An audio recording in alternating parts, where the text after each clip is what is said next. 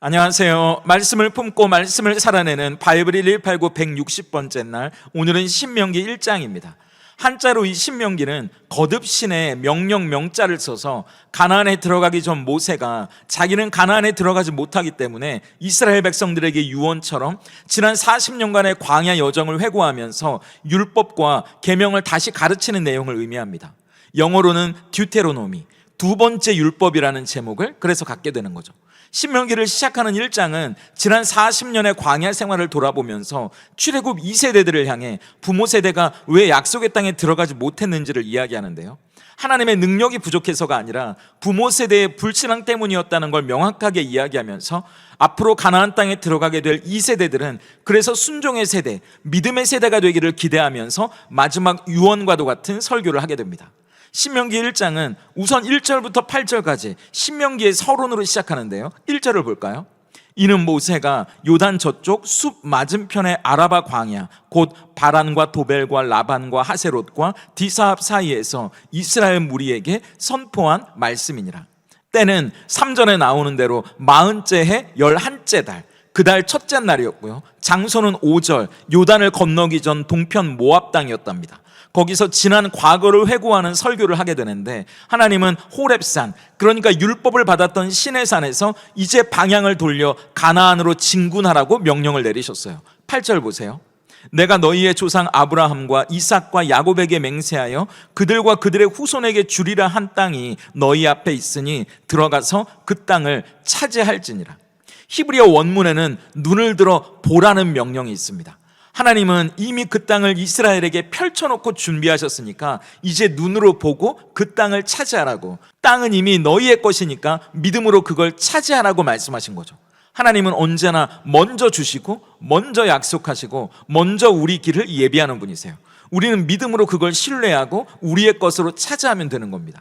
오늘 이스라엘 백성에게 하신 가라, 출발하라는 이 명령이 우리에게도 하나님을 신뢰하고 실천하고 행동하는 믿음의 시작이 될 수 있다면 좋겠습니다.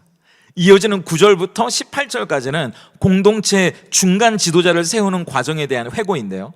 모세가 이스라엘 백성들을 혼자서 다 관리할 수 없다는 자기 한계를 인정하고 이제 각 지파에서 지도자들을 뽑습니다. 1000명을 맡을 천부장, 100명을 맡을 백부장, 50부장, 10부장을 세워서 이제 백성들을 돌보고 다툼이나 판단해야 할 일이 있을 때 중재하거나 판결을 내릴 수 있도록 했다는 거죠. 15절을 보세요. 내가 너희 지파의 수령으로 지혜가 있고 인정받는 자들을 취하여 너희의 수령을 삼되 곧 각 지파를 따라 천부장과 백부장과 50부장과 10부장과 조장을 삼고, 여기서 모세는 지도자의 중요한 자질로 지혜와 분별력이 있어야 되고 그리고 백성들로부터 신뢰를 받는 사람이어야 한다고 이야기합니다.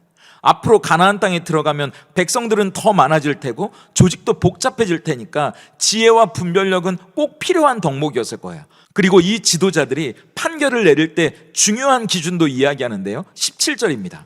재판은 하나님께 속한 것인즉 너희는 재판할 때의 외모를 보지 말고 귀천을 차별 없이 듣고 사람의 낯을 두려워하지 말 것이며 스스로 결단하기 어려운 일이 있거든 내게로 돌리라. 내가 들으리라 하였고, 아무리 사람 사이의 일을 중재하거나 판단한다고 해도 그 일은 하나님이 보고 계신다는 엄중한 책임감으로 무엇보다 공명정대하게 판결해야 한다는 겁니다. 절대로 빈부귀천, 차별을 둬서는 안 되고요. 사사로운 인정에 끌리거나 돈에 휘둘려서도 안 된다는 거죠. 지도자를 세우는 이 장면을 보면서 좁게는 교회 공동체, 넓게는 하나님의 나라가 어떻게 세워져 가는지를 새삼 느끼게 되는 것 같아요. 합당한 리더십을 세우는 게 무엇보다 중요합니다. 그 리더십은 첫째, 사사로이 자기의 이익을 앞세우거나 누군가를 편애하고 차별하는 사람이 아니어야 하고요. 둘째, 짐을 함께 나누고 짊어질 수 있는 위임과 동역이 가능한 사람이어야 합니다. 그리고 그 운영 원리는 공의로워야 한다는 거예요. 누가 보더라도 바르고 정당해야 하고 떳떳해야 합니다. 우리의 교회 공동체도 그럴 수 있다면 얼마나 좋을까요? 저부터 그런 리더십이기를 소망하고요. 좋은 게 아니라 바른 것이 좋다는 마음으로 하나님의 공동체를 그렇게 바르게 세워가는 저와 여러분이 될 수 있다면 좋겠습니다. 이어지는 19절부터 33절까지는 가나안 앞에서 보인 이스라엘의 불신앙과 불순종에 대한 회고인데요. 가데스 바네아에서 정탐꾼을 보낸 그 사건입니다. 이미 시내산에서 이스라엘 백성들에게 가라고 말씀하셨고, 내가 준비하고 펼쳐준 그 땅을 이제 너희는 보고 차지하라고 말씀하셨으니까 모세도 이제 올라가자고, 차지하자고, 두려워하지 말고 주저하지 말고 그렇게 가자고 이야기했거든요. 21절 보세요. 너희의 하나님 여호와께서 이 땅을 너희 앞에 두셨은즉 너희 조상의 하나님 여호와께서 너희에게 이르신 대로 올라가서 차지하라. 두려워하지 말라, 주저하지 말라 한즉. 그런데 그 땅을 보고 온 10명의 정탐꾼이 뭐라고 말했는지 모세는 그게 지금도 천추의 한처럼 남는 겁니다. 28절이에요. 우리가 어디로 가랴? 우리의 형제들이 우리를 낙심하게 하여 말하기를 그 백성은 우리보다 장대하며 그 성읍들은 크고 성곽은 하늘에 닿았으며 우리가 또 거기서 아낙 자손을 보았노라 하는도다 하기로. 이미 낙심이 하늘을 찌르고 하나님이 우리를 미워하시는 게 확실하다고 이제 우리는 못 간다고 버티는 겁니다. 이 가데스 바네아의 비극은 결국 해석의 실패라고도 할 수 있어요. 똑같은 걸 보면서도 너무나 다른 겁니다. 모세와 여호수아 갈렙은 믿음의 안경으로 그걸 보지만 10명의 정탐꾼과 출애굽 1세대들은 세상의 안경, 두려움과 불안의 안경으로 본 거죠. 그래서 전 27절이 인상 깊더라고요. 보세요. 장막 중에서 원망하여 이르기를 여호와께서 우리를 미워하심으로 아모리 족속의 손에 넘겨 멸하시려고 우리를 애굽 땅에서 인도하여 내셨도다. 하나님이 나를 미워하신다고 엉뚱하게 해석하는 겁니다.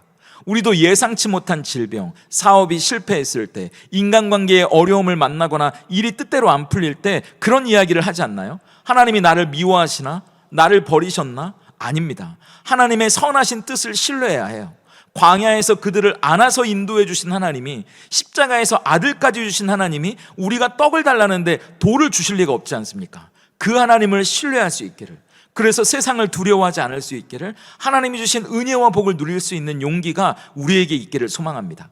마지막 34절부터 46절까지는 이스라엘을 향한 하나님의 심판이 이루어지는데요, 백성들의 원망을 들으신 하나님은 진노하시면서 이스라엘에게 벌을 주십니다. 갈렙과 여호수아만 그 땅을 차지하게 되고 나머지 10명의 정탐꾼과 그의 부하 내동했던 이스라엘 백성들은 앞으로 한 명도 그 땅에 발을 들이지 못할 거라고 말씀하세요. 그리고 가나안으로 가던 방향을 돌려 다시 광야를 헤매게 하십니다. 그제서야 이스라엘 백성들은 울며 불며 회개하면서 가나안으로 들어가려다가 오히려 산족에게 호되게 패해서 돌아오게 되죠. 이미 때는 늦은 겁니다. 45절 보세요. 너희가 돌아와 여호와 앞에서 통곡하나 여호와께서 너희의 소리를 듣지 아니하시며 너희에게 귀를 기울이지 아니하셨으므로. 아니, 싸우라고 할 때는 믿지 못해서 안 싸우다가 또 싸우지 말라니까 또 믿지 않고 싸우려다가 혼이 납니다. 우리는 하나님의 말씀에 순종하는 거지 내 감정에 따라 행동하는 사람이 아니에요. 하나님의 때를 기다리지 않고 조급하게 행동하는 거나 하나님의 방법을 무시하고 내 방식대로 문제를 해결하는 것 모두가 다 불신앙이고 불순종입니다. 참된 순종은 올라가라 하실 때 올라가는 거고요, 멈추라 하실 때는 멈추는 거예요. 신명기를 시작하면서 안타까운 이스라엘의 지난 역사를 통해 우리에게도 그 하나님의 말씀이 들릴 때 어렵지만 가라 하시면 가는 거고 멈춰서라 하면 멈춰설 수 있는 그런 순종이 이루어지는 오늘이 될 수 있다면 좋겠습니다.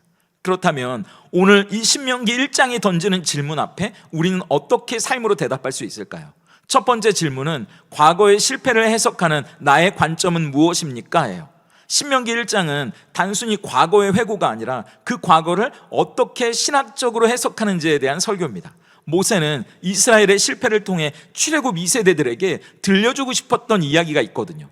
우리는 어떻습니까? 지나온 과거를 실패와 상처에 갇혀서 나 자신을 정죄하거나 다른 사람을 원망하는 피해자의 관점에서만 보고 있지는 않나요?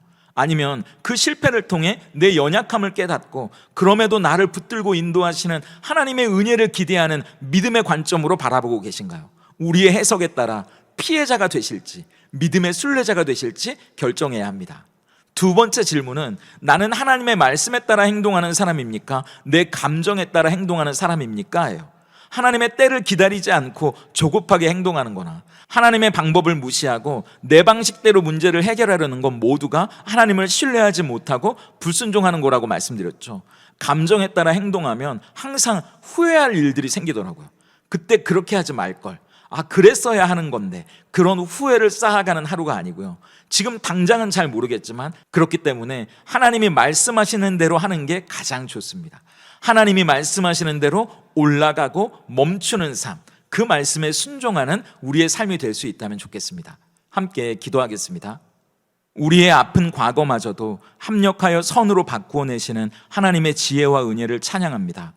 과거의 실패 속에 우린 언제나 피해자여서 원망과 후회의 감옥에만 갇혀있는 더 슬픈 반복을 살아가지 않길 소망합니다. 과거를 은혜로 해석할 수 있는 믿음을 주셔서 그 과거가 또 다른 누군가를 위로하고 격려하는 도구로 쓰임받게 하시고 또다시 반복되지 않고 더 나은 내일을 만들어가는 재료가 되게 하시옵소서. 공동체 안에서 우리의 짐을 서로 나누어지고 도와줄 수 있는 동역의 관계들도 세워질 수 있길 소망하오니 서로를 귀히 여기며 함께 하나님의 나라를 꿈꿀 수 있는 사람들이 우리 곁에 있게 하시옵소서. 그 관계 위에서 우리의 기준은 오직 하나님의 말씀이길 소망합니다. 가라 하시면 가고 멈추라 하시면 멈추겠사오니 우리의 열심과 조급함, 감정대로 행동하지 않게 하시고 하나님의 말씀을 따라 약속의 땅으로 전진하는 오늘이게 하시옵소서. 예수님의 이름으로 기도드립니다. 아멘.